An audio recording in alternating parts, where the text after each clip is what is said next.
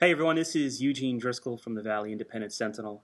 I'm here in Derby City Hall in the office of Derby Mayor Anthony Staffieri, and we're going to do an interview today, and we're going to talk about issues going on in Derby and about why the mayor thinks you should vote for him again to have him do another term here in the city of Derby.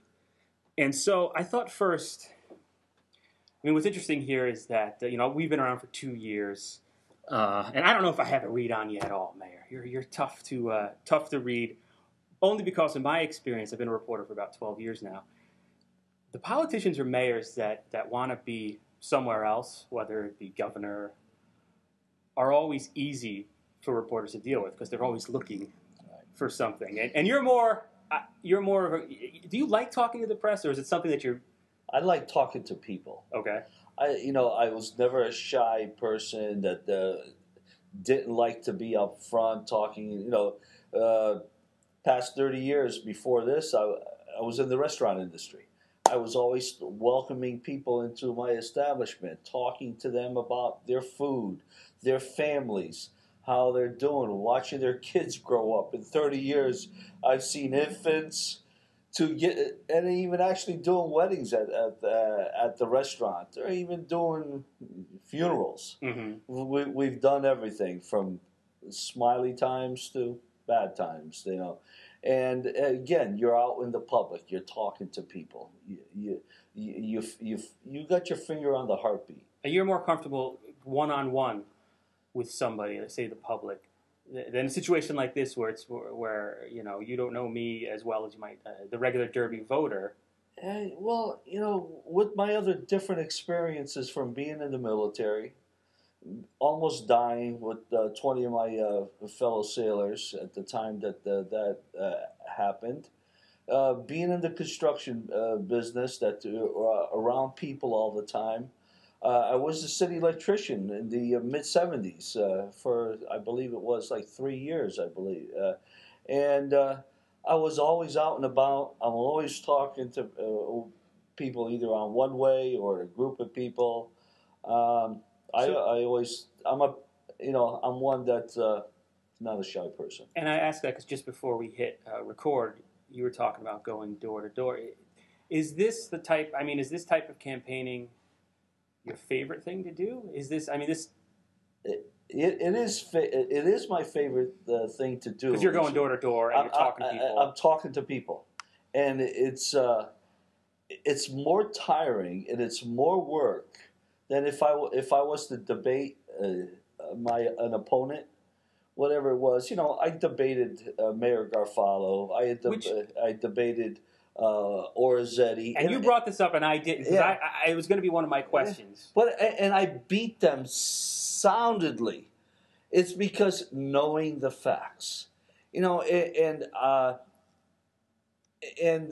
you're not debating now. And I'm just going to run this by. I heard that the reason you really don't want to debate. First of all, I can see politically, you're the incumbent. You've got more to lose in a debate. It seems politically like a sound decision. I would like to see a debate only because I'm a newspaper person. I'd like to see it out there. But I heard after one of your debates in the past, there was really personal stuff that happened afterwards. You got crucified. I got crucified. My first run that I ran, this was afterward, before and after and during. People attacked me because of my business. The restaurant industry. Not just my restaurant, everybody's restaurant. You have your highs and you have your lows. Mm-hmm. And when you have your lows, let me tell you, it's difficult making payroll. It's different paying your electric bill, your gas bill. And when your utility companies are threatening to shut you off. So you got to make a decision. First of all, you got to pay your help. Families never go without it. And then you got to pay your utilities so you can keep things open. And who's always last? The owners of the business. And the dirty politics that were played by certain individuals, it was the lowest of the lowest. They were scum. Did that kind of lead you? Like, I'm not. Why should I put myself through well, that. Well, yes, in a Because I way. heard that, like, they were. It got to the point where it was personally. There were flyers commenting on your speech, the way you talk. Yeah, which is just exactly. You know, I'm not a public speaker either. I identify with. Yeah, I'm not a public speaker. Right. You know, I'm a street person. I'm an everyday person. I haven't been schooled. I haven't gone to school to learn speech giving. The Dale Carnegie course, right? I went to school for business to learn how to operate a business, how to do things. You know, if I'm a lousy speech giver and well, life is life. You know, I can't be perfect on everything, and I don't want to be. It says I'll get my message across, and I always do. And when I go to door to door, and spend, there's been out of an easy 1,000 doors that I've hit so far, there's only been 3 people who've asked me, why won't I debate?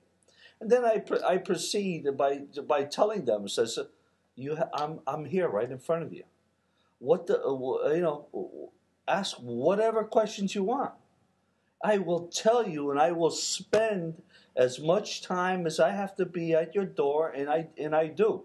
I've spent a half hour easily at people's doors.